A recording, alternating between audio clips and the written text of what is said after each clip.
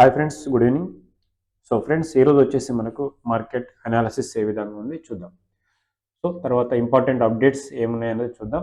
And ముఖ్యంగా చూసినట్లయితే ఈరోజు నిఫ్టీ 50 వచ్చేసి మనకు 93 పాయింట్ల గెయిన్తో మనకు దాదాపు 94 పాయింట్ల లాభంతో మనకు ఏదైతే పాజిటివ్లో అయితే మనకు క్లోజ్ అయిందని చెప్పవచ్చు. 0.37% ఈరోజు మనకైతే ప్రాఫిట్ కనిపించింది. సో ఈరోజు క్లోజింగ్ వచ్చేసి మనకు 25,819 వద్ద క్లోజ్ అయిందనమాట. సో మొత్తం అయితే ప్రాఫిట్లో క్లోజ్ అయింది. తర్వాత నెక్స్ట్ వచ్చేసి ఈరోజు చూసినట్టయితే ముఖ్యంగా మనకు ఇటు స్మాల్ క్యాప్ కావచ్చు, అదేవిధంగా మనకు ఈ బిఎస్సి సెన్సెక్స్ కావచ్చు. సెన్సెక్స్ కూడా మనకు 283 పాయింట్ల లాభంతో అయితే క్లోజ్ అయిందని చెప్పవచ్చు అనమాట. సో ఈ విధంగా చూసుకుంటే ఈరోజు అయితే మ్యాక్సిమం అన్ని సెక్టార్లు కూడా మనకు పాజిటివ్లోనే కనిపించాయి. బట్ ఒకటి మాత్రం అంటే ఈరోజు మనకు నెగటివ్లో ఉన్నటువంటి సెక్టార్ కనుక చూసుకున్నట్లయితే ఓకే. సో ఐటీ సెక్టర్ మాత్రం నెగటివ్లో ఉందండి. సో ఎందుకంటే ఇది మనకు ఎస్టర్డే గత 2 రోజులుగా పాజిటివ్లో ఉన్నటువంటి ఐటీ సెక్టర్ అంటే కొంత కవర్ అవుతుందన్నటువంటి ఐటీ సెక్టర్ వచ్చేసి ఈరోజు మనకు నెగటివ్లోకి వెళ్ళిపోయిందనమాట. ఇది ఒకటి మనం గమనించాల్సినటువంటి విషయం. ఓకే. తర్వాత ఈరోజు మనకు ఎక్కువగా పాజిటివ్ ఉన్నటువంటి అంటే ఎక్కువ లాభపడ్డటువంటి సెక్టార్లు కనుక చూసినట్లయితే నిఫ్టీ మెటల్ అయితే ఎక్కువ గెయిన్లోకి ఉందని చెప్పేసి మనం చెప్పుకోవచ్చు అనమాట. సో 1.33%తో మనకు ఎక్కువగా మనకైతే లాభపడినట్లు కనిపిస్తుంది అనమాట. ఓకే. తర్వాత బీఎస్సీ మెటల్ కూడా ఆటోమేటిక్గా మనం నిఫ్టీ అండ్ బీఎస్సీ రెండింటిలో కూడా మెటల్ స్టాక్స్ అయితే లాభపడ్డాయని చెప్పేసి మనం చెప్పుకోవచ్చు అనమాట.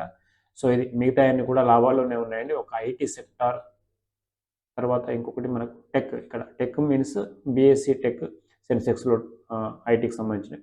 సో అదేవిధంగా నిఫ్టీ ఐటీకి సంబంధించినటువంటి ఈ రెండు తప్ప మిగతా అన్నీ కూడా పాజిటివ్లోనే ఉన్నాయన్నమాట.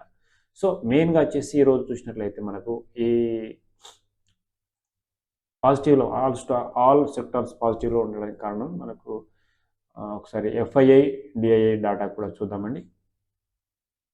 సో ఎఫ్ఐఐ డిఐఐ డాటా కూడా ఈరోజు చూసినట్లయితే మనకి 18th రోజు. సో ఇద్దరు కూడా పాజిటివ్లో ఉన్నారు. మనకి ఎఫ్ఐఐ ఎక్కువగా మనకైతే నెట్ వాల్యూ బయింగ్లో ఉంది. సో కాబట్టి డిఐఐ కంటే కూడా నెట్ వాల్యూ డిఐఐ వచ్చేసి 440 ఉన్నట్లయితే మనకి ఎఫ్ఐఐ మాత్రం మనకు 1154 అయితే ఉన్నది. సో మనకి ఇది మంచిదన్నమాట. అండ్ ఇక్కడ కూడా చూసినట్లయితే మొత్తం అయితే ఎఫ్ఐఐ మనకు పాజిటివ్లో ఉంది కాబట్టి ఇండెక్స్ కూడా మనకు పాజిటివ్లో అయితే కనిపించాయి అన్నమాట. తర్వాత ఇంకా నెక్స్ట్ చూసినట్లయితే నెక్స్ట్ ఈ రోజు వచ్చేసి మనకు లార్జ్ క్యాప్లో మాత్రం మనకు ఎక్కువ లాభపడ్డటువంటి స్టాక్స్ కనుక చూసుకున్నట్లయితే మనకు క్వాలిటీ వాల్స్ ఏదైతే ఉందో దాదాపు 5%తో అయితే మనకు లాభపడ్డట్లుగా అయితే కనిపిస్తుందండి క్వాలిటీ వాల్స్. అదేవిధంగా ఇంకా మిగతా చూసినట్లయితే మనకు టాటా స్టీల్, అదేవిధంగా సిజీ పవర్, పిఎన్బి, ఐటీసీ లాంటివి మనకు ఎక్కువగా లాభపడ్డాయండి. సో ఐటీసీ అనేది మనకు భారీ లాభాలు, సిగరెట్ కంపెనీల షేర్స్ అయితే మనకు 11% పెరిగినట్లు ఇక్కడ మనకు కనిపిస్తుంది అనమాట. అండ్ మిడ్ క్యాప్లో ఉన్నటువంటి ఏదైతే గాడ్ఫ్రే ఫిలిప్స్ ఏదైతే ఉందో గాడ్ఫ్రే ఫిలిప్స్ ఏదైతే ఉందో దాదాపు ఈరోజు మనకు 20% అయితే ఒక్కటే రోజు గెయిన్ అయితే మనకు సాధించింది. 20% ఇది గాడ్ఫ్రే ఫిలిప్స్. సో ఇది ఒకటే రోజు 20% అయితే జంప్ అయినట్లు మనకు కనిపిస్తుంది అనమాట. సో మొత్తం అయితే సిగరెట్ల స్టాక్స్ ఈరోజు ర్యాలీ చేసినట్లయితే మనకు కనిపిస్తున్నాయి. దాదాపుగా మనకు ఉదయంలోనే 11% జంప్ చేసాయి. ఇమ్మీడియట్లీ 11% జంప్తో మనకు అది కనిపిస్తుంది. అండ్ ఇంతకుముందు ఈ సిగరెట్ కంపెనీస్ ఏవైతే ఉన్నాయి, ఐటీసీ కావచ్చు, ఇతర కంపెనీస్ ఎక్సైజ్ డ్యూటీ అనేది పెంచడం వల్ల అప్పుడు మనకు చాలా స్టాక్స్ అయితే డౌన్వర్డ్ ఎక్కువగా పడిపోయినట్లు మనకు కనిపించాయి. సో ఇప్పుడైతే మనకు ఈ 2-3 రోజుల నుంచి అయితే ఈ ఐటీసీ కూడా మనకు గ్రోత్లో కనిపిస్తుంది. అండ్ కేంద్రం ఎక్సైజ్ అంటే ఇక్కడ మనకి గాడ్ఫ్రే ఫిలిప్స్, అదేవిధంగా ఐటీసీ, తర్వాత విఎస్టీ ఇండస్ట్రీస్ ఈరోజు మనకు 11% ఏదైతే యావరేజ్ ర్యాలీ చేసినట్లు మనకు కనిపిస్తుంది. సెంట్రల్ ఎక్సైజ్ డ్యూటీ పెంచిన తర్వాత సిగరెట్ కంపెనీలు అయితే ధరలు పెంచాయన్నమాట. సో దీంతో మార్జిన్ల ప్రభావం తగ్గుతుందని చెప్పేసి ఇన్వెస్టర్ల సెంటిమెంట్ బలపడిందని చెప్పేసి మనకు పెద్ద ఎత్తున కొనుగోలు చేయడం వల్ల ఈ ర్యాలీ జరిగిందని చెప్పేసి చెప్తున్నాను అనమాట. సో ఇది మనకు ఈ 2026లో ఎక్సైజ్ డ్యూటీ అనేది భారీగా పెంచినట్లుగా మనకు కనిపిస్తుంది. అప్పుడు సిగరెట్ ధరల అమాంతం మనకు 60% వరకు పెరిగాయని చెప్పేసి. సో ఇది మనకు మెయిన్గా ఆ ఎక్సైజ్ డ్యూటీ ప్రభావం వల్ల అప్పుడు తగ్గినటువంటి స్టాక్స్ ఇప్పుడు మళ్ళీ రికవర్ అవుతున్నట్లుగా మనకైతే కనిపిస్తుంది అనమాట. ఓకే. తర్వాత నెక్స్ట్ వచ్చేసి ఇక్కడ ఒకటి మనం అబ్జర్వ్ చేయాల్సింది ఈజీ మై ట్రిప్ షేర్ ధర. So easy my trip share ధర చాలా రోజుల నుంచి మనకైతే మరి డౌన్ ట్రెండ్ కనిపించినటువంటి సందర్భంలో ఇప్పుడైతే ఏకంగా ఈ 3 రోజుల్లోనే దాదాపు 60% పెరిగినట్లుగా అయితే మనకు కనిపిస్తుంది. ఈ కంపెనీ త్రైమాసిక ఫలితాలు బాగా లేనప్పటికీ కూడా మరి ఇప్పటివరకైతే డౌన్లో ఉన్నటువంటి దీన్ని సో చాలా మరి బయర్స్ అయితే చాలా పెరిగారు. సో తర్వాత త్వరలో 500 కోట్లు సమీకరించినట్లు కంపెనీ చేసిన ప్రకటన కూడా చాలా కూడా ప్రభావం చూపించింది. ఈజీ మై ట్రిప్ అయితే దాదాపు మనకు 60% పెరిగినట్లు ఇక్కడ కనిపిస్తుంది. ఇప్పుడు 10.57 10.57కు చేరినట్లు ఇక్కడ మనకు కనిపిస్తుంది. ఇంట్రాడేలో మనకు ఒక 11% ఇప్పుడే పెరిగింది. అండ్ ఈ 3 డేస్ నుంచి 60%గా పెరిగినట్లయితే మనకు కనిపిస్తుంది అనమాట. సో ఇదొకటి మనము అబ్జర్వ్ చేయాల్సినటువంటి విషయం అండి ఈజీ మై ట్రిప్. సో ఇదనమాట ఏదైతే మనకు 500 కోట్ల ఫండ్ రైజ్ చేయాలని చెప్పేసి ప్రకటించినటువంటి సందర్భంలో సో హోటల్స్ కావచ్చు, హాలిడే ప్యాకేజెస్ కావచ్చు, ఇవన్నీ కూడా మనకు ఇవి గ్రోత్ సెగ్మెంట్ల విస్తరణకు సంబంధించి, టెక్నాలజీ అప్గ్రేడ్ సంబంధించి బ్యాలెన్స్ షీట్ బలోపేతం చేయడం, ఇవన్నీ కూడా మనకు ఈ యొక్క కంపెనీ ఈక్విటీ షేర్లను మరి ప్రాఫిట్లో ఉంచినట్లుగా అయితే మనకు కనిపిస్తుంది అనమాట. సో నెక్స్ట్ మనం మాట్లాడుకోవాల్సినటువంటి షేర్ వచ్చేసి ఓలా ఎలక్ట్రికల్.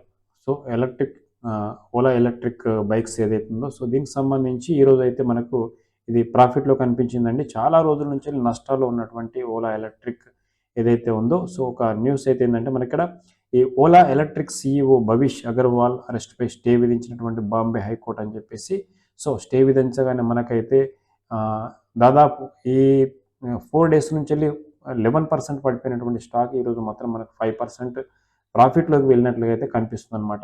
సో ఇది మిడ్ క్యాప్ కేటగిరీకి చెందినటువంటిది. అండ్ తర్వాత ఇది చాలా రోజుల నుంచి అంటే ఈ దాదాపు 50 లోపు ధర అంటే దాదాపు ఈ ఏడాది కాలంలో మనకు 53% నష్టాన్ని మిగిల్చింది. అంటే అంతకుముందు ఏదైతే వచ్చినటువంటి లాభం అనేది సో ప్రాఫిట్ అదేవిధంగా తర్వాత హైక్ పెరిగినటువంటి షేర్ ప్రైస్ చాలా మట్టుకైతే ఇది పడిపోయింది. తర్వాత ఈ రోజు మాత్రం కొంత రికవర్ అయినట్లుగా అయితే మనకు కనిపిస్తుంది అనమాట. తర్వాత దీని యొక్క షేర్ యొక్క 52 వీక్స్ సంబంధించిన గరిష్ట ధర 71 రూపీస్ ఉందండి. తర్వాత ఇక్కడ మనకు చూసినట్లయితే ప్రస్తుతం 28.29 వద్ద ఈ ట్రేడ్ అవుతున్న మనకు కనిపిస్తుంది అనమాట. సో ఇది మనకు 28.29 వద్ద ట్రేడ్ అవుతుందండి. సో ఇదనమాట మనకు అంటే గరిష్టంగా మనకి ఇక్కడ 71 మనం చూడవచ్చు అనమాట. అండ్ టుడే వచ్చేసి మనకు మెయిన్గా స్టీల్ స్టాక్స్ ఏవైతే ఉన్నాయో SAIL సేల్ కావచ్చు, టాటా స్టీల్ కావచ్చు, JSL కావచ్చు, తర్వాత JSW కావచ్చు, జిందాల్ కావచ్చు, ఈ స్టీల్ కంపెనీస్ అన్ని కూడా మనకు 2% హియర్ గ్రోత్ అని చెప్పేసి కనిపిస్తుంది. వై అని చెప్పేసి అయితే ఇక్కడ మనకు ఒకటి న్యూస్ అయితే రావడం జరిగింది. సో దీనికి సంబంధించి ఒకసారి మనం చూద్దాం.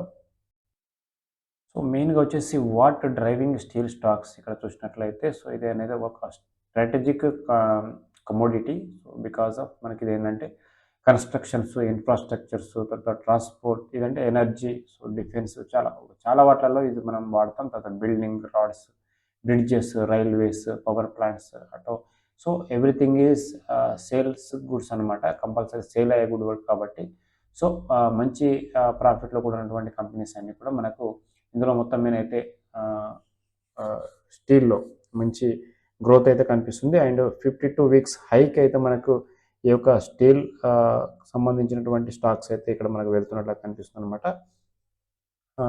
దాదాపుగా సో 7 to 16% వరకు అయితే మనకు సో గ్రోత్ సాధించినట్లుగా అయితే మనకు కనిపిస్తుంది. సో మొత్తం అయితే స్టీల్ స్టాక్స్ అయితే మరి ముందుకైతే ప్రాఫిట్గా మనకైతే ముందుకైతే పరిగెడుతున్నట్టు మనకు కనిపిస్తుంది అనమాట. సో ఇది దీనికి సంబంధించినటువంటి ఇన్ఫర్మేషన్. సో ఇదన్నమాట మనకు మొత్తం అయితే నెట్ బయర్స్ FII మనకు రిటర్న్ రావడం జరిగింది. అండ్ సో నెట్ బయర్స్గా ఎక్కువ మొత్తంలో కొనుగోలు జరిగింది. అండ్ పాజిటివ్లో అయితే క్లోజ్ అయ్యాయి. కొంత నెగటివ్లోకి మార్నింగ్ వెళ్ళినప్పటికీ కూడా మళ్ళీ పాజిటివ్ వైపు తీసుకొచ్చిందంటే దట్ మీన్స్ మనకు ఎవ్రీ డిప్లో కూడా మనకైతే బయ్యర్స్ ఉంటున్నారనమాట. సో కాబట్టి ఎవ్రీ డిప్ అంటే ఎక్కడైతే మైనస్లోకి వెళ్ళిపోతుందో డిప్గా రాగానే సో బయ్యర్స్ అయితే కొంటున్నారని చెప్పేసి మనం చూడవచ్చు. సో మొత్తం అయితే ఇండియన్ మార్కెట్ అనేది సో పాజిటివ్లో ఉందని చెప్పి చెప్పుకోవచ్చు అనమాట. సో ఇది ఈ వీడియో యొక్క ఇన్ఫర్మేషన్. నెక్స్ట్ మరొక వీడియోలో మళ్ళీ కలుసుకుందాం అంటే థ్యాంక్ యూ ఫర్ వాచింగ్.